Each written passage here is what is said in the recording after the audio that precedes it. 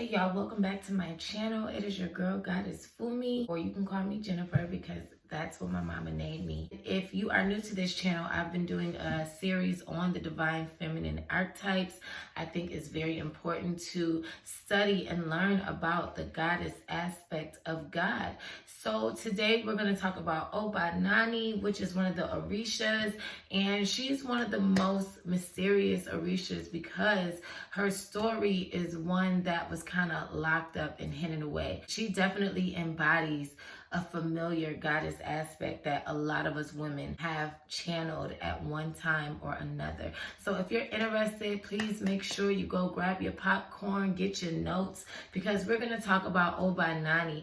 I really had to do a lot of research on this particular Orisha because, as you guys know, most times they only speak on Oya, Oshun, and Iyamoja. But today I am here for you. Make sure you guys like this video. Comment your thoughts at the bottom, and also if you have any video topic ideas or any Orisha or any goddess archetypes that you want me to speak on, please make sure you write that in the comment section. So OBA Nani is one of Shango's wives. I actually have my computer here and my notes because I did an outline on this video. I seen from when I did my Oshun and my Oya video that, you know, there were some things that I left out that I kind of regretted after I posted it. So I don't want that to happen on this video because, you know, I really tried to do a YouTube search on OBA Nani and it was nothing, okay? It was nothing.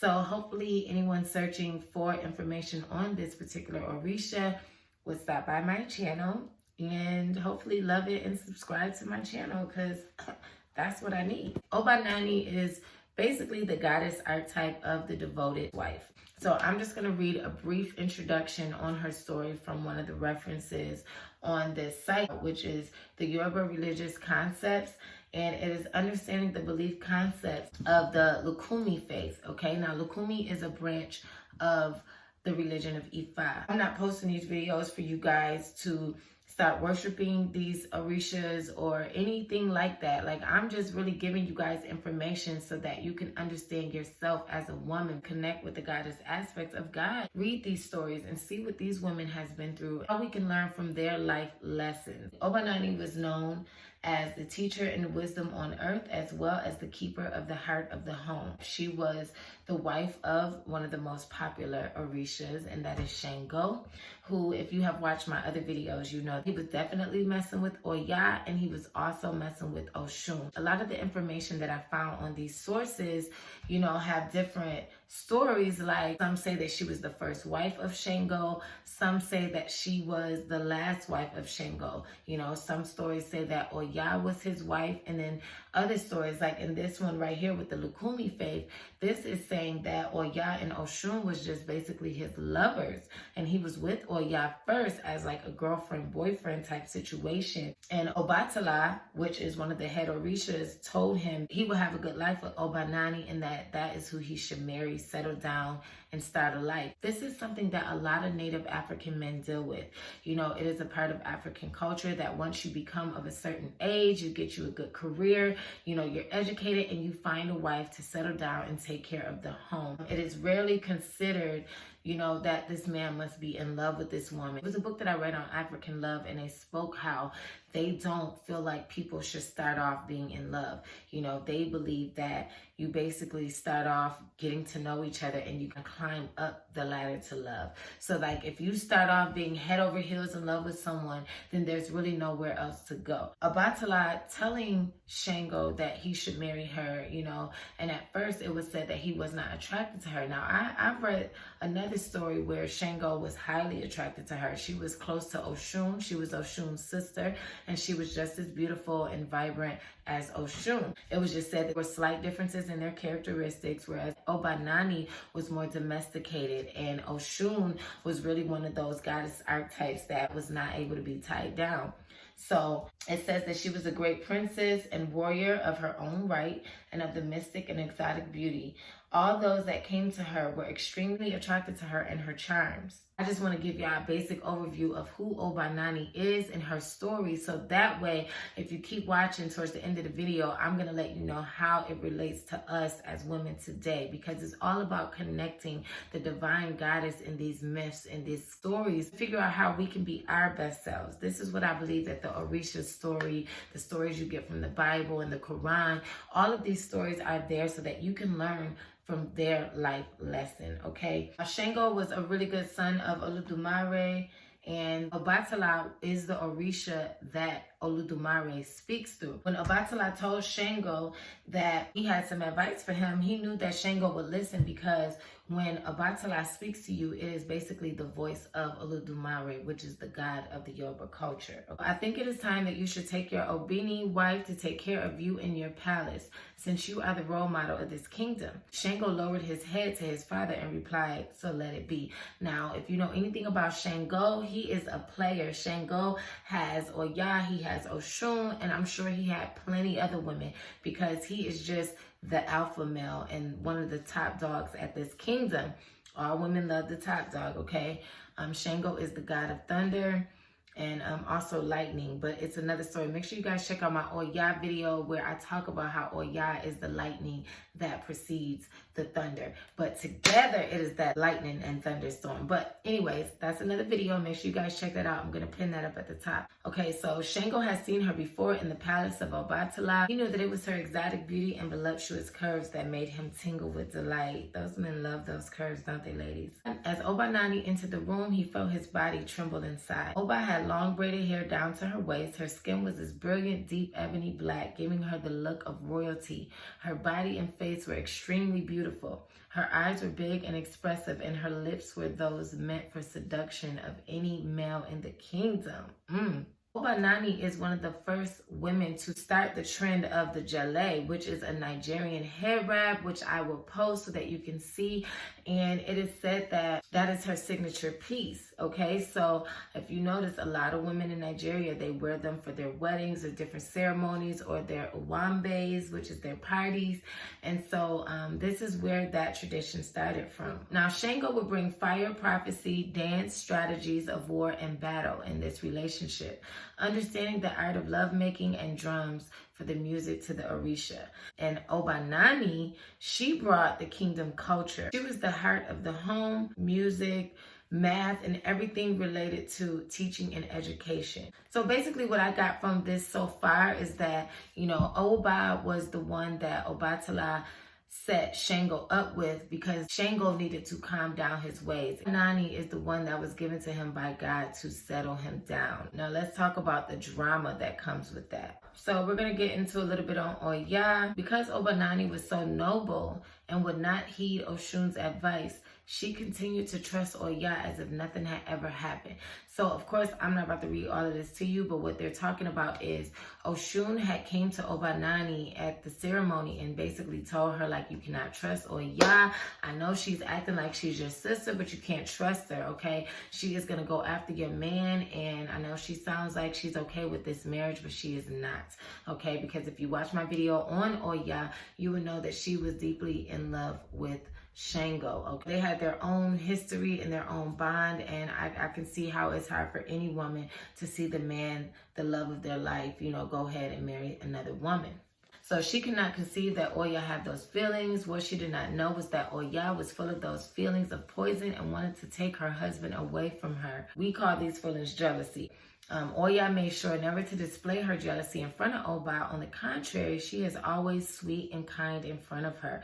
All right, and that should give you ladies a lesson. Sometimes people that act like they're your friend, they're not your friend. They're having won Oba's trust again. Oya decides to lay her trap. Oya basically was telling OBA Nani, like, girl, you better watch your man, because these women are after him. You know, you better watch him. And I know a secret. I know how you can get your man to basically fall for you and only have eyes for you. And so Oba, she was, you know, kind of naive, and she wanted to trust a woman who was already dating her man, which is a big no-no in the female world. Oya told OBA Nani that if you use witchcraft, that if you cut your ear off and place it in his food, his favorite food, and as Shango eats that food, he will fall highly in love with you and never look at another woman again. Now, this also points out the insecurity in not only Oya, but also OBA Nani, because OBA Nani actually went and did this shit, y'all. Oba did not answer her sister, but she thought to herself, if this was the only way to keep her husband forever, she would do it. Listen to it. Listen to the opponent. Shango, as usual, ate his favorite meal, while Oba said to herself that he would be hers for the rest of his life. Meanwhile, she was wearing a jele, a headscarf used by women around her head to hide the imperfection and phenomenon produced by her cutting her ear off. And if you ever wore a jele hair wrap, you notice that they always covered the ear. Shango did not notice this at first. Shango was in love, they were happy, they were married. But again, Oya still over there hating. You know, she goes to try to flirt with Shango. Now, Shango was like in love at this point. He was like, you know, I'm faithful. Oya, she's seen that her flirting didn't work. So what she did was she said, well, the only reason why you love that woman is because you think she's beautiful. But in reality, she has a deformity, you know. And he's like, whatever. He didn't believe her. So Oya tried even harder. So Oya was like, make her take that head wrap off and you will see that her ear is deformed. And he's like, why would her ear be deformed? She's beautiful. You know, he's seen his wife before.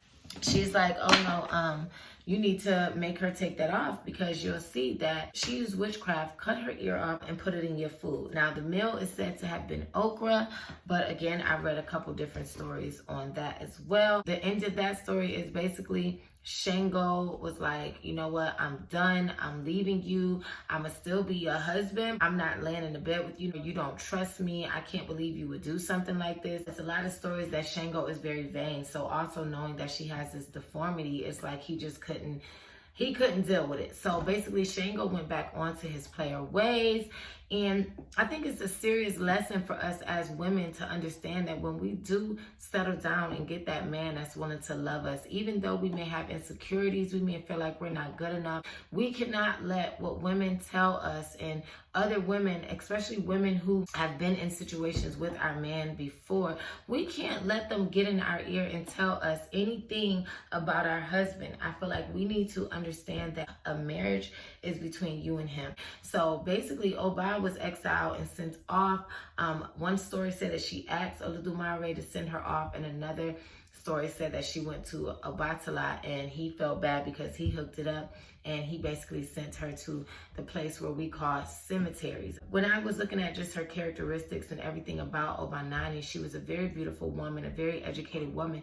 And one would say that she was the one who bore his children. You know, with Oshun had the Gemini twins, but she did not raise them. He had Oya, which was his wife, but Oya was basically a powerful woman. She was a businesswoman. So when it came to OBA Nani, she was basically the one that was his home. She was his heart. You know, she was the woman that the man, after being out in the streets all day and doing his work, he would come home and feel comfort with OBA Nani. And I think that it's important for us to understand that that is a very important role as a woman and as a wife, to be the heart of the home for your children and for your husband.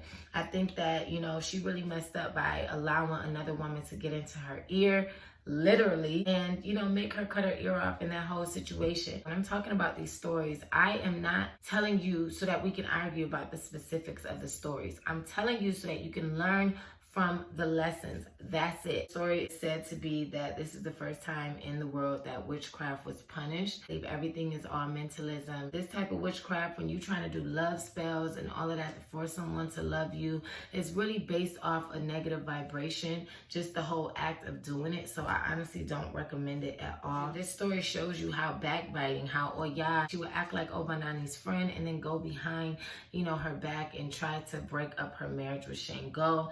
It also shows us how we have to be confident and we have to love ourselves and be happy where God has placed us. We have to learn to go with the flow. And there's many other cultures that has named OBA Nani as the goddess of the flow. You know, she is also a river goddess.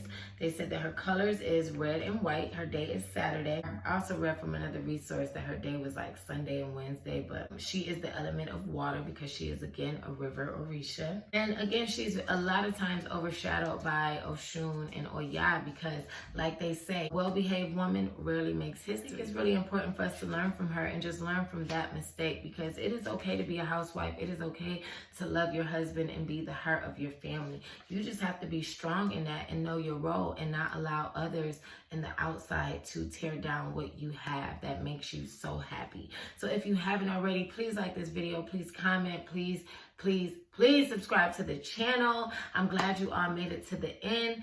If you haven't already, find me on my Instagram, which is Divineminded and Divineminded.shop. Check out all my other videos. I talk about everything: spirituality, sexuality, relationships, all of that. So make sure you guys continue to be divine minded, and I love you all.